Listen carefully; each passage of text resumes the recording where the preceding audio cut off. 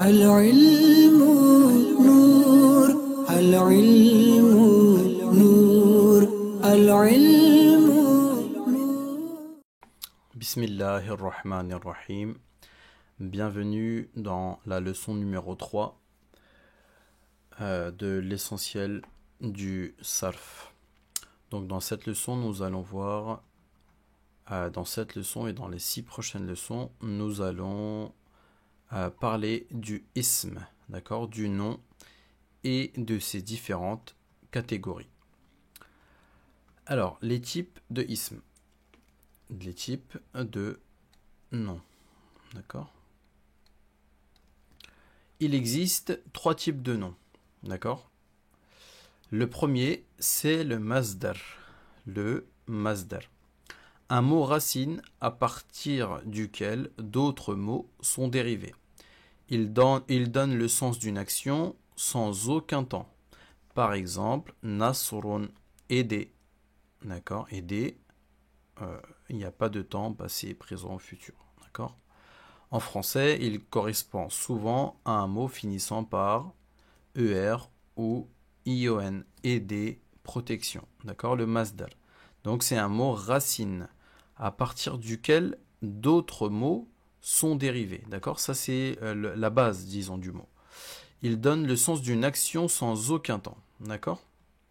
Il n'existe pas de modèle spécifique pour le masdar. D'accord, il n'y a pas de modèle ou de schème spécifique. Et voici quelques modèles courants. Donc très souvent, vous allez retrouver ces modèles, le masdar sur ces modèles-là. D'accord. Par exemple, le modèle fa'alun et un exemple de masdar sur ce modèle-là, darbun, qui veut dire frapper. Le fait de frapper ou l'action de frapper. D'accord. Donc là, vous voyez, donc, bon, terminaison ER à l'infinitif. Hein. Le masdar, c'est l'infinitif. Et il n'y a pas de notion de temps avec. Fi'lun, ilmun, savoir, le fait de savoir, la connaissance. Fu'lun, shurbun, le fait de boire et le fait de boire. D'accord, donc là on voit que ça s'appelle, c'est l'infinitif en fait. Bon, là je vous passe les différents modèles. Alors, et donc la deuxième catégorie de ism, c'est l'ism mushtaq. D'accord, le premier on a vu que c'est le masdar, et là le deuxième c'est mushtaq. Mushtaq c'est quoi? C'est un nom qui est formé à partir d'un masdar. C'est un mot qui est formé à partir du masdar, ce qu'on a vu plus tôt. Donc par exemple, nasirun, nasirun, qui est formé à partir de nasrun. Nasirun, et lui est formé de nasrun, et nasrun c'est quoi? C'est un masdar. Donc au-dessus vous aurez le masdar, et en dessous vous avez le mushtaq. Il existe 7 différents types de mots mushtaq pouvant être dérivés d'un masdar. Donc ça, on abordera ça dans les prochaines leçons, d'accord? Donc le mushtaq, c'est un ism qui est formé à partir d'un masdar, d'accord? Et la troisième catégorie de mots, c'est le jamid. Jamid, d'accord? Donc le jamid, c'est quoi le nom jamid? C'est un ism qui n'est pas dérivé d'un autre mot et à partir duquel aucun autre mot n'est formé. D'accord? Lui, donc là, on avait le masdar. En dessous, on avait le mushtaq. Mushtaq.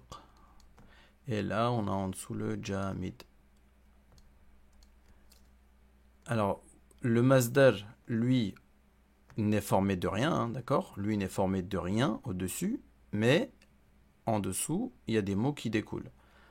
Et le mushtaq, on a dit, lui, le mushtaq, forcément, du coup, il est dérivé du masdar.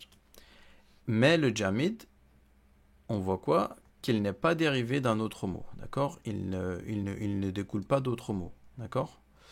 et à partir duquel aucun autre mot n'est formé. Donc lui, à partir de là, il n'y a pas de mot qui en découle comme le masdar, d'accord? Donc il est jamid, un mot comme ça, il est jamid. Rajulun, d'accord? Rajulun n'est pas dérivé d'un autre mot et il n'y a pas en dessous d'autres mots qui découlent de ce mot-là. Alors, donc là, le schéma suivant donne une explication visuelle de ces trois types. Donc, ce qu'on vient de voir là, d'accord? Donc, le ism, d'accord? D'autres mots sont-ils formés à partir de ce mot?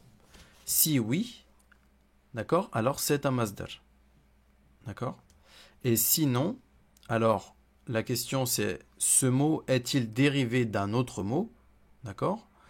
Si ce mot est effectivement dérivé d'un autre mot, alors il devient mushtaq, d'accord? Et sinon, alors, là c'est une erreur, il est jamid, d'accord? D'autres mots sont-ils formés à partir de ce mot? Non. Et ce mot est-il dérivé d'un autre mot? Non. Alors jamid, et si oui, alors mushtaq. Alors la connaissance que nous avons acquise dans cette leçon peut être mieux comprise à travers l'exemple d'un arbre. Donc on va voir le schéma juste après. Les racines de cet arbre représentent les lettres racines d'un mot. Ensuite, le tronc de l'arbre représente le masdar, à partir duquel chaque ism mushtaq se ramifie. Les différents types ou modèles de ism mushtaq sont les branches de l'arbre, et les mots nouvellement formés sont les feuilles de l'arbre, c'est-à-dire le résultat final est bénéfique. Remarque, le schéma de l'arbre illustre seulement quelques mots possibles, d'accord? C'est juste une représentation de quelques mots possibles, qui peuvent être dérivés à partir des lettres racines mentionnées.